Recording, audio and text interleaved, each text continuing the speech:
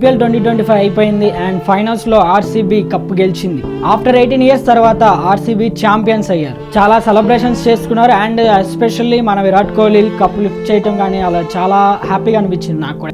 RCB trophy గెలిచిందనే happy moment తో Karnataka cricket association Chinnaswamy stadium దగ్గర parade పెట్టాలనుకున్నారు. Chinnaswamy stadium capacity ఏమో 35,000, కానీ అక్కడికి వచ్చిన ఫ్యాన్స్ మొత్తం 3 lakhs ఉంటారు. చాలా హెవీ క్రౌడ్ రావడం వల్ల చెప్పాలంటే నాకు చాలా బాధగా అనిపిస్తుంది.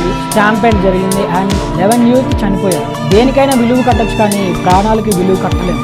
ఆ 11 victims లో ఒక విక్టిమ్ బ్రదర్ ఇట్లా అంటున్నాడంట, నా బ్రదర్ కి క్రికెట్ అంటే చాలా పిచ్చి, కానీ ఆ క్రికెటే నా బ్రదర్ ని తీసుకెళ్ళి.